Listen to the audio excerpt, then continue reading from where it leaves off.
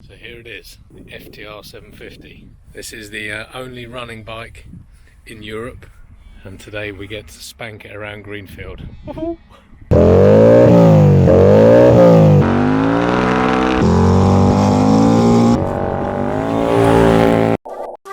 heading to Greenfield Dirt Track near Alford in Lincolnshire. I got a little tip off that the FTR750 will be there and running. A bike that is, I think there's only one in Europe, certainly this is the only one in the UK.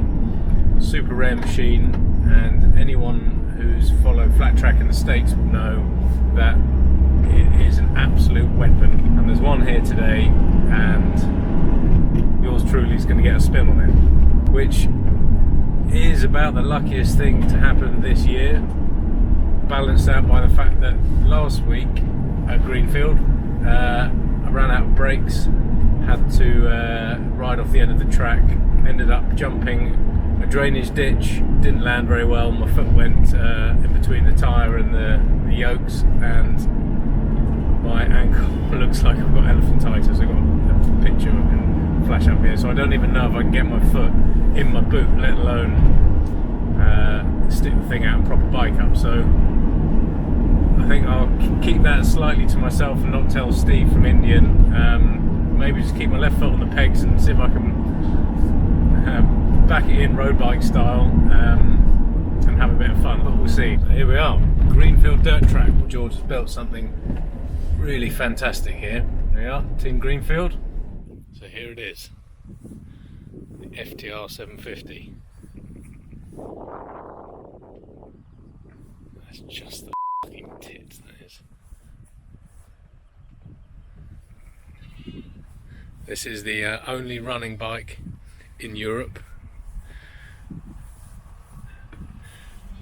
and today we get to spank it around Greenfield. To say I'm excited is a massive, massive understatement. Been lusting after this bike for a long, long time. Been studying the development of it, and I can't wait. Alright, I'm moist and ready, Steve.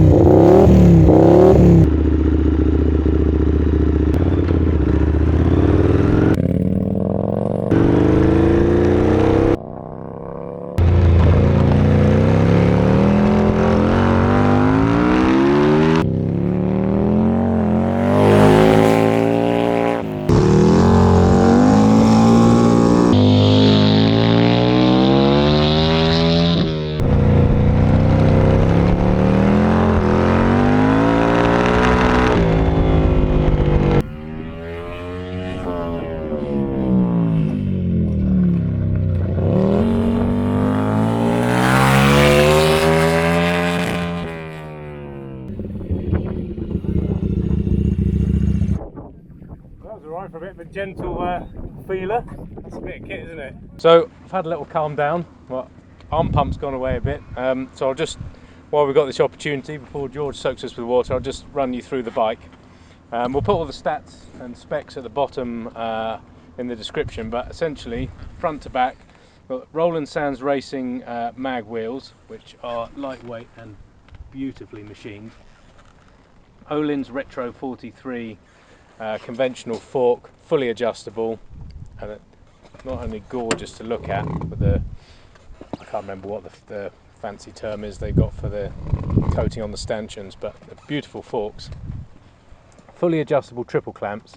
Now they've got inserts which I'll show you in a minute, so you can move the whole yoke forward and back without having to take them out. There's just two bolts at the top, two at the bottom. They come out, you drop these two adapter pieces in, and you can adjust the geometry that way. Pro taper bars and Motion Pro controls. Now this is surprisingly long throttle on this, but perfect for when you're riding someone else's $50,000 motorcycle, which this is. This is actually one of the first 60 built, and if you were someone in the know and you knew the right person to talk to, 50 grand would have got you one of these, but they're all gone, and if you watching flat tracking in the States, you'll see that there's that many privateer teams that have scooped those original 60 up and are doing incredibly well with them. Chromoly frame, TIG welded, massive headstock. Someone will tell me the reasoning behind that, but it looks the business if nothing else. So the tubing comes out quite quickly and quite wide for rigidity, and then under here there's a fuel cell, and then this is just a very thin carbon fibre cover because the air box is under here. This sort of looks like a set of your nan's tights, just keeping the bad stuff out of the business end of things. 750cc V-twin, twin balancer shafts, and you notice it is incredibly smooth. The power delivery is awesome. I've tried this, just running in first gear, running in second as well, and it's just linear all the way through. It doesn't bark right at the top end, and it's not all grunty down at the bottom. I think it's perfect. Again, carbon fibre body covering a very narrow subframe. The waist on this thing is incredibly thin, and I'm rather envious. My bike for this year is not going to be that thin, and when you're just pushing the side of the tank with your knee into the turn to try and get the front end to grip, it just, for me, what am I, 5'10", it feels perfect. The peg setup I would definitely adjust. This is made for a smaller jockey than me. Getting your leg up that high is tricky, but it's fully adjustable down here. On this particular bike, it's a race pattern shift, but all of the FTR750s have got a 4-speed box, and I've just been tooling around here in first gear, and that had plenty. Christ knows what fourth is like at one of the mile tracks, but something I'll probably never find out.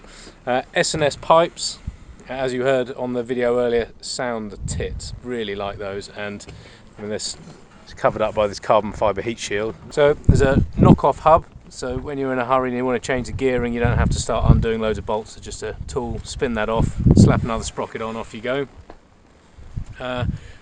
Olin shock with a remote reservoir to control this really nicely made tubular swing arm. Beautiful rear, semi-floating rear disc as well. That's gorgeous.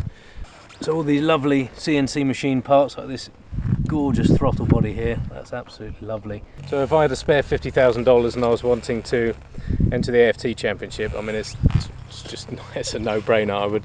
I'd definitely be going for one of these, but I don't have 50 grand spare.